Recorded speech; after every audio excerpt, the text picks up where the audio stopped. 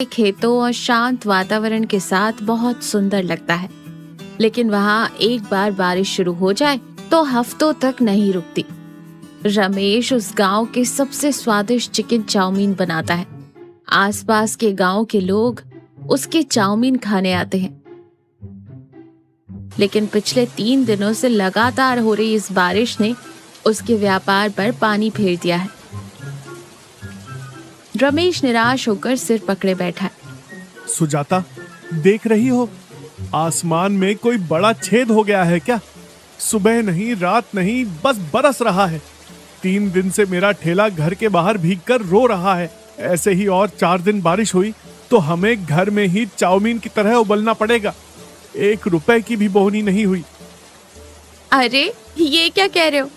तो क्या जाकर आसमान से युद्ध करोगे? प्रकृति है तो बरसेगी। थोड़ा धैर्य रखिए। बारिश कम होते ही आपका व्यापार फिर से जोर पकड़ लेगा।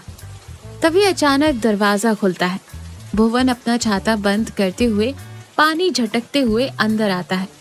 वो पूरी तरह भीग चुका है। रमेश भाई, ओ रमेश भाई, बाहर मूसलाधार बारिश हो रही है। जल्दी से 1 प्लेट गर्मा गर्म तीखी चिकन चाउमीन लगा दो यार। मेरे पेट में चूहे कबड्डी नहीं, सीधे फुटबॉल खेल रहे हैं। भुवन, तुम्हें बाहर तूफान दिखाई नहीं दे रहा क्या? ठेला निकालने की भी जगह नहीं है और तुम चाउमीन मांग रहे हो? या फिर ठेला लाकर इस बेडरूम में लगा दूं क्या? जाओ जाओ, आज कोई चाउमीन नहीं है। बड़े अजीब हो भाई। एक तरफ मैं इतनी बारिश में जान हथेली पर रखकर तुम्हारी चाउमीन खाने आया हूँ और तुम मुझे ही भगा रहे हो। दोस्त के नाम पर कलंक हो तुम। भुवन भाई, आप इतना दिल पर मत लीजिए। ठेला बाहर कीचड़ में फंसा हुआ है। बारिश रुकने तक चाउमीन बनने का तो कोई सवाल ही नहीं पैदा होता। चाहे तो आप घर जाकर 1 गिलास गर्मा गर्म चाय पीकर सो जाइए। भुवन निराश होकर अपना खाली पेट सहलाते हुए चला जाता है। रमेश दाढ़ी खुजाते हुए गहराई से कुछ सोचते हुए इधर उधर टहलता रहता है। रमेश बहुत उत्साह से उछलते कूदते हुए आता है। सुजाता बर्तन समेट रही होती है। मिल गया सुजाता, मिल गया। मुझे एक जबरदस्त आइडिया मिल गया। सुजाता चौंक जाती है। उसके हाथ से बर्तन नीचे गिर जाते हैं। क्या क्या हुआ? मेरी तो जान ही निकल गई। क्या मिल गया? कोई गुप्त खजाना मिल गया क्या?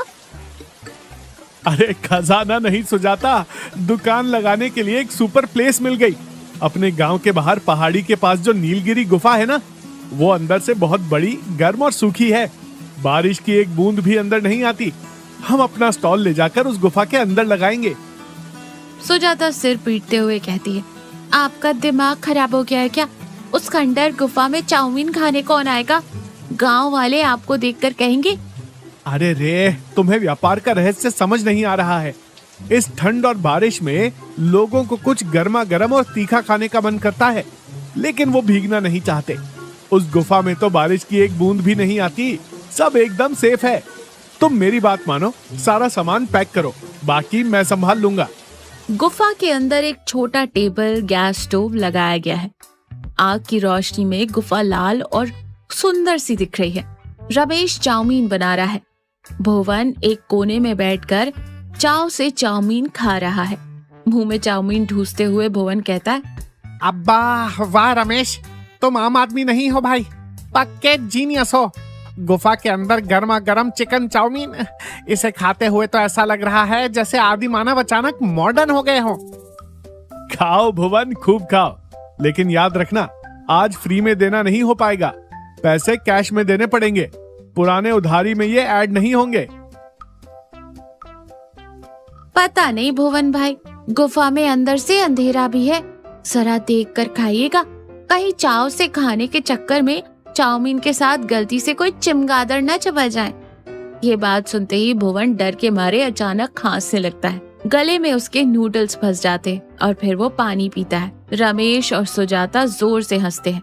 उस दिन रमेश का प्लान काम कर जाता है। गांव वाले छाता लेकर गुफा के अंदर चाउमीन खाकर जाते हैं। व्यापार जोरों से चल पड़ता है।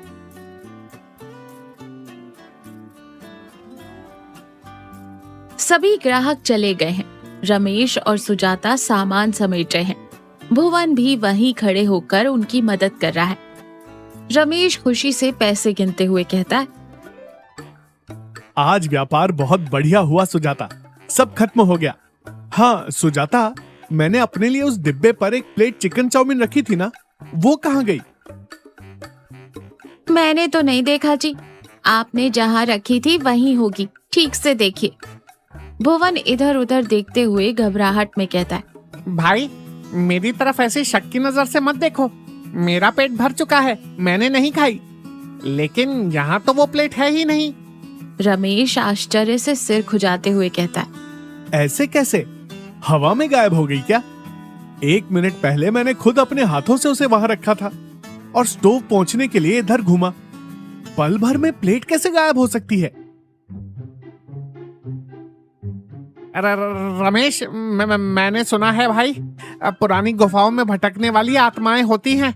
पक्का यहाँ कोई चाउमीन खाने वाला भूत होगा। मेरे बस का नहीं है भाई, मैं घर जा रहा हूँ। फिर बिना पीछे मुड़े देख भाग जाता है। रमेश सुजाता एक दूसरे का मुंह देखते हैं और हैरान रह जाते हैं। माहौल में थोड़ा सस्पेंस आ जाता है। गुफा में सन्नाटा है। रमेश, सुजाता और भुवन एक बड़े पत्थर के पीछे छिपकर देख रहे हैं। रमेश ने जानबूझकर एक प्लेट चाउमीन टेबल पर छोड़ दी है। थोड़ा डरावना माहौल है।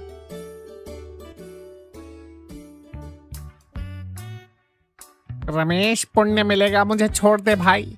अगर भूत ने मुझे देख लिया तो चाउमीन की जगह मुझे ही तेल में फ्राई करके खा जाएगा। चुप रहो भुवन, वो भूत जो भी हो, आज मैं उसे पकड़ कर रहूंगा। तभी गुफा के अंदर अंधेरे से धीरे धीरे कदमों की आहट सुनाई देती है। तीनों अपनी सांसें रोककर देखते रहते हैं। अंधेरे में से एक बूढ़ी औरत गोमती धीरे धीरे कांपते हुए बाहर आती है। उसके कपड़े मैले और फटे हुए हैं। चेहरे पर कमजोरी और भूख साफ दिखाई दे रही है। वो डरते हुए चारों ओर देखती है और फिर टेबल के पास आती है। वो बेहद भूखी नजरों से चाउमीन की प्लेट को देख रही है। रमेश और सुजाता पत्थर के पीछे से बाहर आते हैं। उन्हें देखते ही वो बूढ़ी औरत बुरी तरह डरकर प्लेट छोड़ देती है और कांपते हुए पीछे कदम हटाती है। माँ जी, आप कौन हैं? इतनी रात गए इस घने अंधेरे गुफा में क्या कर रही हैं? मुझे माफ कर दो बेटा, मुझे पुलिस के हवाले मत करना। मैं कोई चोर नहीं हूँ बाबू, मैं बहुत बदनसीब हूँ। रोइए मत माता जी, आप डरिए मत, हम आपको कुछ नहीं कहेंगे। लेकिन आप यहाँ आए कैसे? मेरा नाम गोमती है बेटा, मैं पास के गांव में रहती थी। 4 दिन पहले आई बाढ़ में मेरी झोपड़ी ढह गई, सब कुछ बह गया। जान हथेली पर रखकर भागते हुए इस गांव की तरफ आ गई। यहाँ मैं किसी को नहीं जानती, जिंदगी में कभी किसी से भीख नहीं मांगी। स्वाभिमान आड़े आ गया, इसीलिए किसी से खाना भी नहीं मांग पाई। 2 दिन से भूखी हूँ। भूख बर्दाश्त नहीं हुई तो इस गुफा में छुप गई। तभी मुझे यहाँ ये खाना दिखाई दिया। मेरी भूख ने मुझसे ये गलती करवा दी, मुझे माफ कर देना बेटा। ये बातें सुनकर रमेश, सुजाता स्तब्ध रह जाते हैं। उनका दिल पसीज जाता है। बुरी तरह डरे हुए भुवन की आंखों में भी आंसू आ जाते हैं।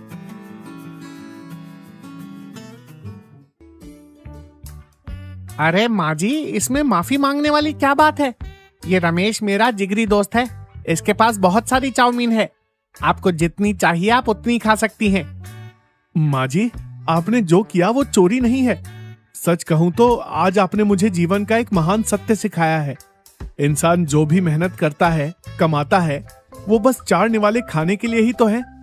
मेरे हाथों में इतना अच्छा खाना बनाने का हुनर है, और अगर मेरा खाना भूख से तड़प रहे किसी इंसान के काम ना आए तो मेरे इस व्यापार का, इस कमाई का क्या अर्थ है माँ जी?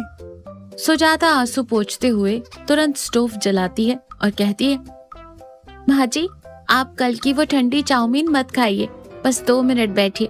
मैं अभी आपके लिए अपने हाथों से स्पेशल गर्मा गर्म चाउमीन बनाकर खिलाती हूँ। सुजाता तुरंत कढ़ाई रखती है और खुशबूदार गर्मा गर्म चाउमीन बनाकर गोमती को देती है। गोमती इस गर्म खाने से बहुत खुश होती है। उसके चेहरे पर सुकून और शांति दिखाई देती है। माँ जी, आज से आपको इस अंधेरी गुफा में, इस ठंड में रहने की कोई जरूरत नहीं है। जब तक आपके लिए कोई रास्ता नहीं मिल जाता, आप हमारे साथ हमारे घर में रहेंगी। ये मेरा वादा है। गोमती हाथ धोकर खुशी के आंसुओं के साथ रमेश के सिर पर हाथ रखकर आशीर्वाद देती है।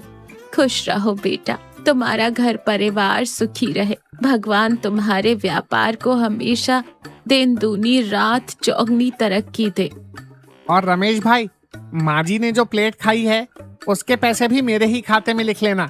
आज भूत के बहाने ही सही, मुझे सच्ची इंसानियत और अच्छे दिलों के दर्शन हो गए। भुवन की बातों से सभी जोर से हंसते हैं। माहौल बिल्कुल खुशनुमा हो जाता है। रमेश अपना बड़ा सा छाता खोलता है। सुजाता, रमेश, भुवन और गोमती सभी मिलकर उस छाते के नीचे बरसती बारिश में गुफा से अपने घर की तरफ पैदल चलते हुए जाते हैं।